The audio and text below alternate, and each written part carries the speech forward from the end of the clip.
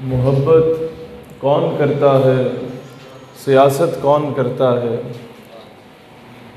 मुझे मालूम है मेरी हिफाजत कौन करता है। और हम ही ने लाज रखी है बुजुर्गों की यहाँ, वरना सभी टुकड़ों पे पलते हैं, बगावत कौन करता है।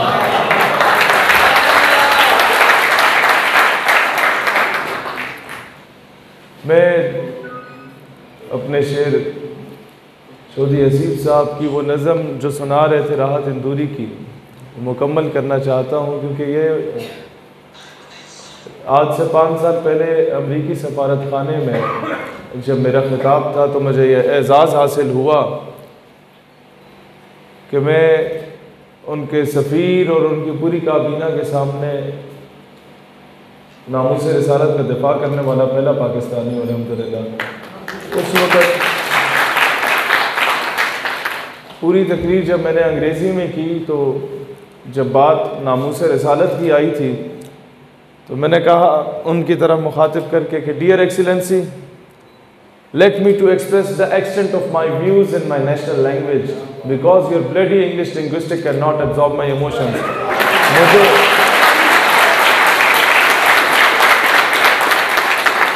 मुझे अपने जज्बात की अक्कासी का मौका मेरी कौमी ज़ुबान में करने का दिया जाए, क्योंकि आपकी ये 3rd क्लास ज़ुबान मेरे जज्बात की अक्कासी नहीं कर सकते। उस वक़्त मैंने ये शेर पढ़ा कि हमने हर दौर में तक़दीस रिसालत के लिए वक्त की तुंद हवाओं से बगावत की है, छोड़कर सिलसिला सियासत का फसूं फ़कत एक नाम मोहम्मद से मोहब्बत की है। और फिर पर्ची आई कि ये नाराज़ हो रहे हैं, तो जाते वक्त मैंने यह अशार हिंदुस्तानी शायर था राहत इंदूरी, उसके पढ़े कि अगर नाराज़ हैं होने दो, जान थोड़ी है, ये सब धुआं है, कोई आसमान थोड़ी है, और लगेगी आग तो आएंगे घर कई इज्जत में, यहां पे सिर्फ हमारा मकान थोड़ी है। लगेगी आग तो मेरा अफगानिस्तान का भाई रॉकेट लॉन्चर से जब तुम रॉकेट मारते थे तो अफगानी खुश होता था कि लोहा आ गया, इसको बेच के कोई 2 वक्त की रोटी खा लूंगा। लगेगी आग तो आएंगे घर का इज्जत। मुल्ला अब्दुल गनी ब्रदर, मैं जब कराची से गुजर रहा था तो मुझे मेरे सिंध के सदर जो है उस वक्त थे अभी सेक्रेटरी जनरल दानियाल हुसैन, उन्होंने कहा कि यार ये वो जगह है जहां पर मुल्ला अब्दुल गनी ब्रदर को दाढ़ी से नोच के खींच के हवाले किया गया अमेरिका के। मैंने कहा माजी ना बताओ, हाल बताओ अब क्या हो रहा है। कहते अभी अमेरिका उसके गिट्टों में बैठ के मिन्नतें कर रहा है कि बाबा मुज़ाकरात कर लो। मैंने कहा लगेगी आग तो आएंगे घर कई इज्जत में, यहां पे सिर्फ हमारा मकान थोड़ी है। और हमारे मुंह से वजीर आजम साहब, हमारे मुंह से जो निकले वही सदाकत है, हमारे मुंह में तुम्हारी जुबान थोड़ी है। और जो आज साहिब मसनद है, ये मस्जिद वजीर खान के बाहर नाचने वाले, और जाके अगर कोई इन्हें शट अप कॉल देता है तो उनको पाबंदे सरासिल करने वाले, ये कौम की बेटी आफिया सिद्दीकी का नाम बेचने वाले, ये रेमन डेविस को बाइज्जत बरी करने वाले, ये कर्नल जोसेफ को रात की तारीकी में नूर खान एयरबेस से भेजने वाले, जो आज साहिब मसनद है कल नहीं होंगे, किराएदार हैं, जाती मकान थोड़ी है, और सभी का खून है शामिल यहाँ की मिट्टी में, किसी के बाप का पाकिस्तान थोड़ी है। अब आते हैं हुसैन जी वकार, इसमें कोई शक नहीं है कि हमारा वजीर आज़म बहुत हैंडसम है, इसमें कोई शक नहीं है कि वो एक क्रिस्मेटिक पर्सनैलिटी है, और दुनिया में कई लोग उसे आइडियलाइज करते हैं, इसमें कोई शक नहीं है। उसने वर्ल्ड कप भी जिताया, शौकत खानम बनाया, जो अच्छी बात है, हम बिल्कुल तारीफ करेंगे। हम वो फनेटिक लोग नहीं है कि एक चीज़ के पीछे पड़ जाए तो नहीं, इसमें कोई शक नहीं। लेकिन मैं उन्हें याद कराना चाहूँगा आज 23 मार्च को कि किस मुंह से हम लोग यौम पाकिस्तान मना रहे हैं। कि जब हमारी कौम की बेटी हमारी घर से उठा के अमेरिका के हवाले कर दी गई। खान साहब 18-19 साल हो चुके हैं आपको डॉक्टर आफिया के नाम पे सियासत करते हुए। 2.5 साल से आप बरसरे इक्तदार हैं, कुर्सी पे मौजूद हैं।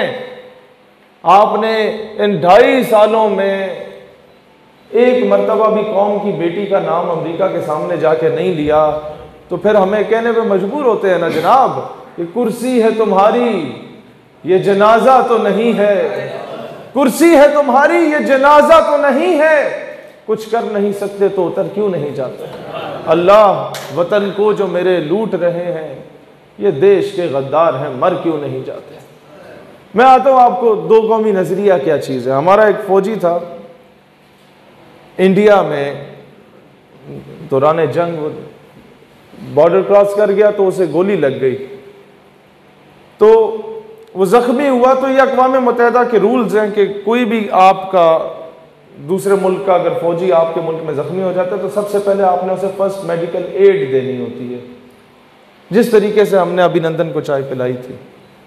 तो फर्स्ट मेडिकल एड आप दें, जब वो ठीक हो जाए तो उसे जेल भेज दें, और फिर जो आप लोगों के दोनों ममालिक का मामला होता है। एनी हाउ वो फौजी हमारा इंडिया के हॉस्पिटल में ही शहीद हो गया, और जब हमारी एम्बेसी ने एक फॉर्मल लेटर लिखा उन्हें कि भाई ये हमारा फौजी था, जख्मी था, शहीद कैसे हुआ, तुमने इसे एड नहीं दी। उन्होंने कहा हम दावे के साथ कह सकते हैं कि हमने एड दी है अक़वाम मुत्तहिदा के चार्टर के तहत, लेकिन वो शहीद कैसे हुआ कि उसका खून बह चुका था, हम खून लगाना चाह रहे थे, वो कह रहा था मुझे किसी हिंदू का खून ना लगाना। ये होता है दो कौमी नजरिया।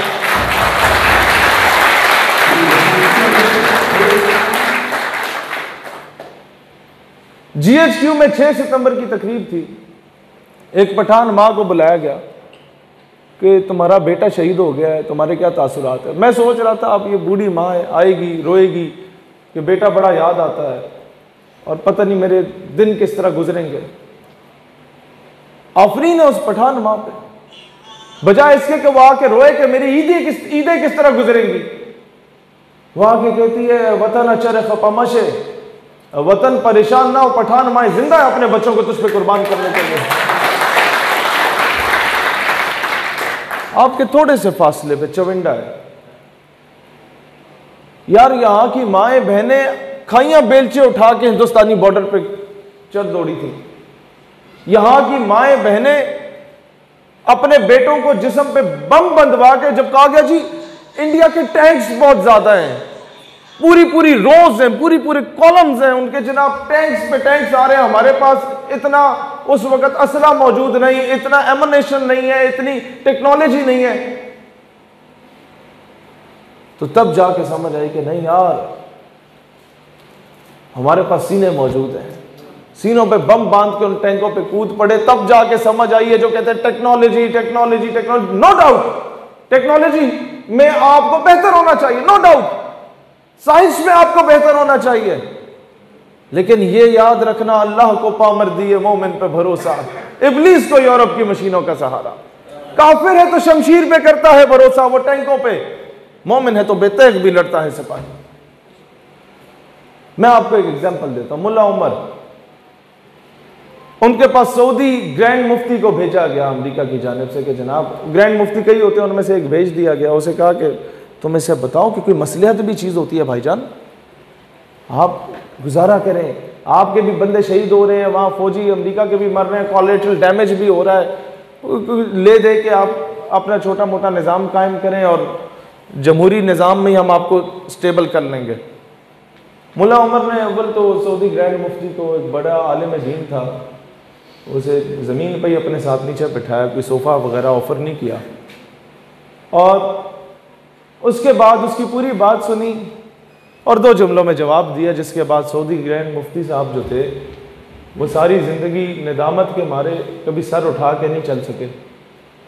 मुल्ला उमर ने जवाब दिया कि आप सिर्फ 1 मिनट के लिए सोचें कि अगर आप अभी फौत हो जाते हैं और रसूलुल्लाह आपके पास आते हैं और सिर्फ ये पूछते हैं कि तुम जिस हालत में फौत हुए हो तुम तो अमेरिका के एलची बन के वहां गए हुए थे, तुम मुंह क्या दिखाओगे रसूलुल्लाह। दोस्तान जी वकार, हमें यह बताएं, मुझे सबसे ज्यादा गिला क्या रहा अपने इन प्यारे लोगों से जिनके लिए हम लोग हमेशा दुआएं करते हैं। हमें गिला ये रहा कि वो हमेशा बहुत ही छोटे बंदे को भेजते हैं बातें नोट करवाने के लिए, कि जिसका लेवल नहीं होता इन चीजों को समझने का, वो जाके शिकायत लगा आता है, ओ जी वो फलाना ऐसी उस हिंज कीता है। उस उल्लू के पट्टे को बताओ कि इसका एक भाई सियाचिन में इस वक्त 20,000 फीट की बुलंदी पे बैठा हुआ है पिछले 8 महीनों से, और उसको यह भी बताओ कि इसके बाप ने 32 साल अफवाज पाकिस्तान में सर्व किया और ब्रिगेडियर के रैंक पे रिटायर हो गया है। उससे तुम ये तवक्को कर रहे हो कि मुल्क से गद्दारी की बातें करेगा, वो इंतहा पसंदी की बातें करेगा। किस चीज को इंतहा पसंदी कहते हो? अमेरिका के कुत्ते नहलाने वालों को उल्लू का पट्टा बोलने पे तुम कहते हो मुल्क से गद्दारी है? तो हाँ गद्दारी है।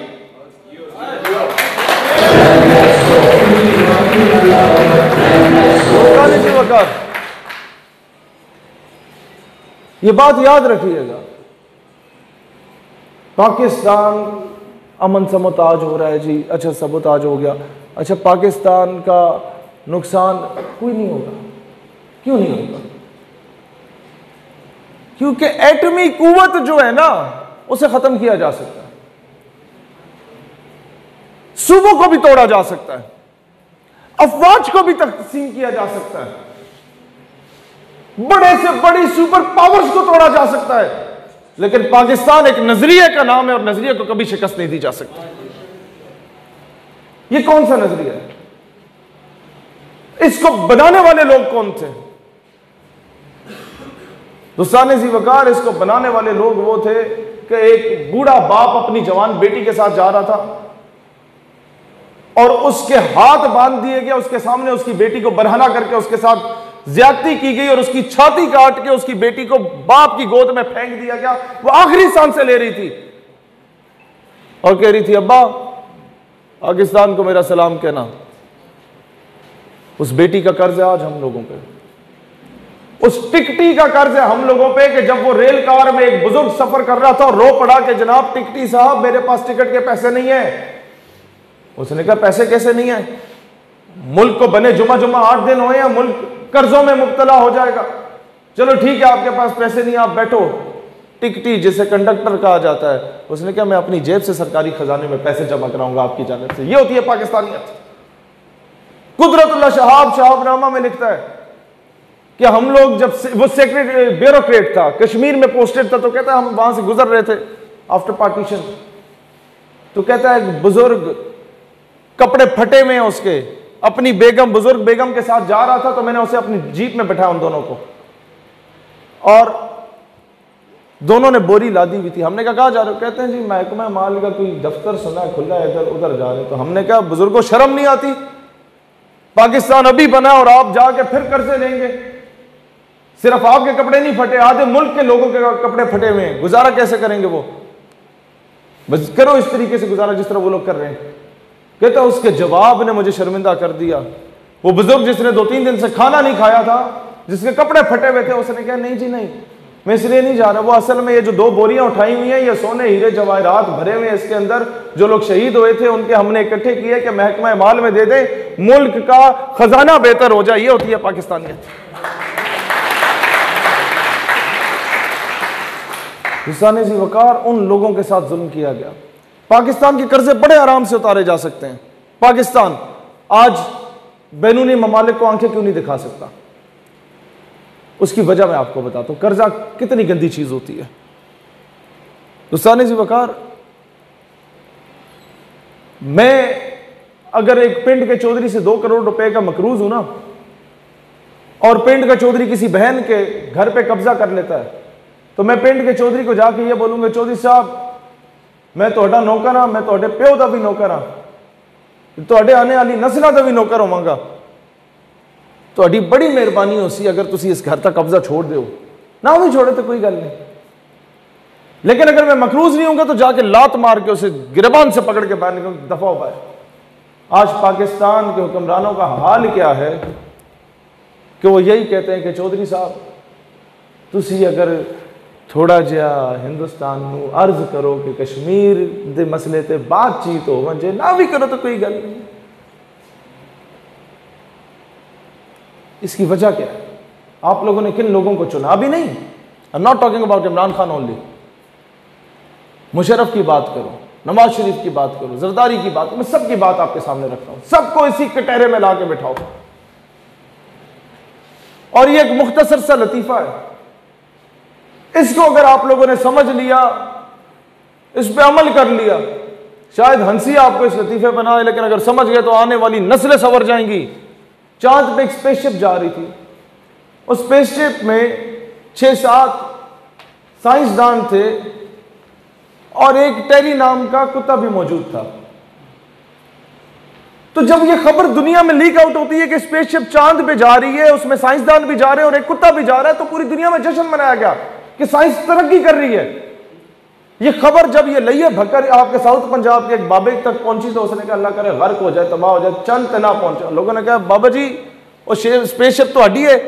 क्या नहीं पुत्र, उसे जड़ा फ्यूल है तो हटा है। कहता नहीं पुत्र जी। उसे जड़ा कुत्ता जा रहा हो तो हटा है। कहता नहीं पुत्र जी, बाबा जी वो तुहानू तकलीफ की है। बाबा कहता है पुत्र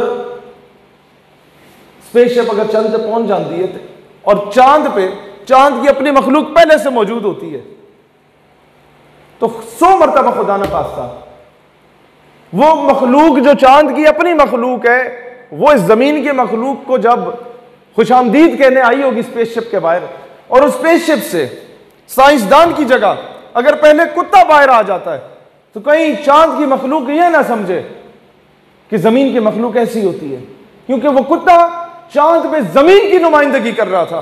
अपने नुमाइंदे अच्छे चुना करो, कहने का मतलब यह जब वो जाके कशकोल फैलाएंगे, कभी सऊदीया के सामने, कभी अमेरिका के सामने, कभी चीन के सामने, कभी बर्तानिया के सामने, कभी फ्रांस के सामने, तो पूरी दुनिया आपको भिखारी समझेगी। आप लोगों के जितनों के भी रिश्तेदार सऊदीया में, दुबई में नौकरियां करते हैं, उनसे पूछो तुम्हें किस निगाह से देखा जाता है। पूरी दुनिया के लोग वहां ट्रैवल करते हैं। सबसे घटिया तरीन जहां पर वेलकम करके बिठाया जाता है एयरपोर्ट में, हम पाकिस्तानियों को क्यों बिठाया जाता है? हम लोगों ने अपनी गैरत पे समझौता खुद किया। यहां आपका सिंध आबाद हुआ, 17 साल की उम्र में मोहम्मद बिन कासिम एक बहन के खत पे आ गया और वहां पे उसी सिंध से उसके 600-700 साल के बाद उसी कराची से आपकी बेटी को घर के बाहर से उठा के लेके चले जाते और आप लोग उफ भी नहीं कर सकते। और यार मुझे बताओ ना, मैं किस किस को राजी करता फिरूं? क्या आप ये स्क्रिप्ट जो है ये भी आप लिख के दोगे कि भाईजान ये वाला इस्लाम बयान करो, ये वाला इस्लाम बयान ना करो, ये वाली पाकिस्तानियत का दर्स दो, वो वाली पाकिस्तानियत का दर्स ना दो, तब आप मुहिब्बे वतन कहलाओगे? और नहीं भाई नहीं, ये मेरे सीने पे जो पाकिस्तानी परचम लगा हुआ है इससे मैं घर में भी लगा के फिरता हूं, ये मेरी तावीज है, इसकी निस्बत मेरे आका की गुंबद खजरा से है। तो मुझे पाकिस्तान से मोहब्बत का सर्टिफिकेट किसी के बूट पॉलिश करके नहीं चाहिए।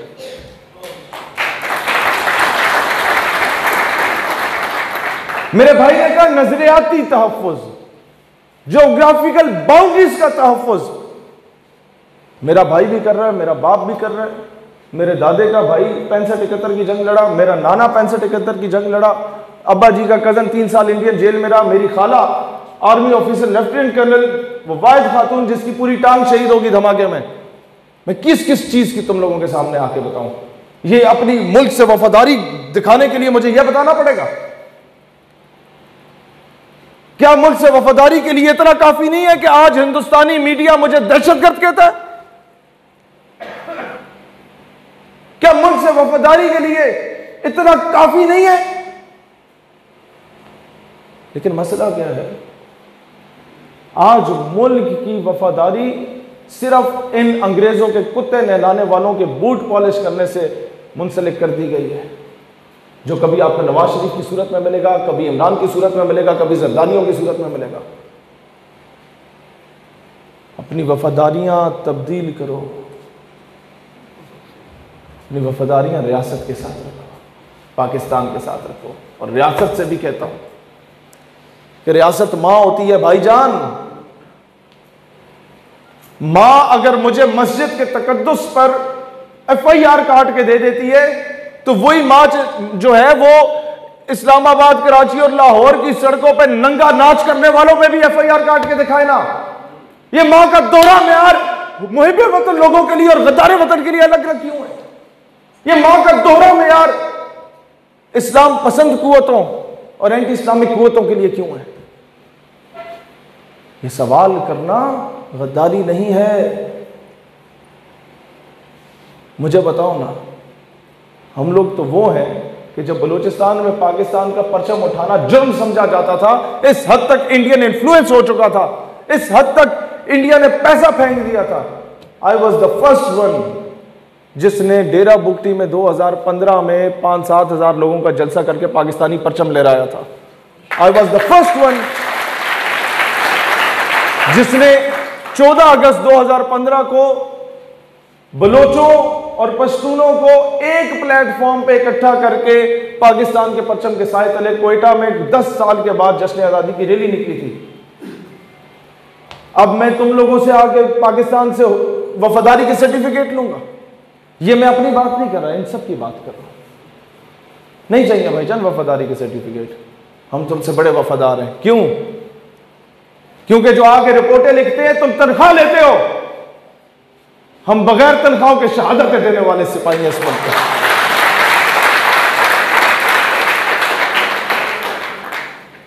लिहाजा किसी को जाके ये प्रूव करने की जरूरत नहीं है यू आर मोर पाकिस्तानी।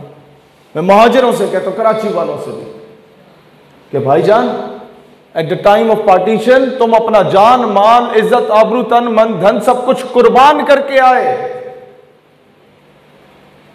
और तुम्हें महाजिर क्यों कहा जाता है? तुम मुझसे बड़े पाकिस्तानी, मुझे तो प्लेट में बना बनाया मिला। इस पठान को क्यों वफादारी का सर्टिफिकेट मांगा जाता है भाईजान? 1948 में जब जनरल ग्रेसी ने इनकार कर दिया फौजें भेजने से, तो आपका ये KPK का और फाटा का पठान था जो उस वक्त गया था, और उसने जाके हिंदुस्तान से आजाद कश्मीर लिया था वापस। और भाई इसे क्यों कहा जाता है दहशतगर्द? जब रूस आया था तो Turkmenistan, Tajikistan, Kazakhstan, Kyrgyzstan, Uzbekistan के जैसे 6-7 टुकड़ों में सुपर पावर को नेस्तो नाबूद करके फेंक दिया था। यह पठान हमारी इज्जत।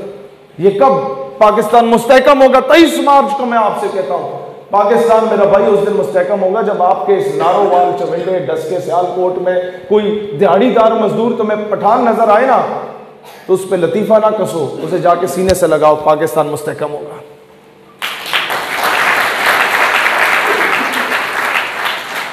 इन लोगों ने लसानियत की बुनियाद पर कौम को तकसीम किया। कभी सिंधी कार्ड खिलवाया, कभी पठान कार्ड खिलवाया, कभी बलोच कार्ड खिलवाया, अभी साउथ पंजाब में पंजाबिस्तान का कार्ड खिलाएंगे।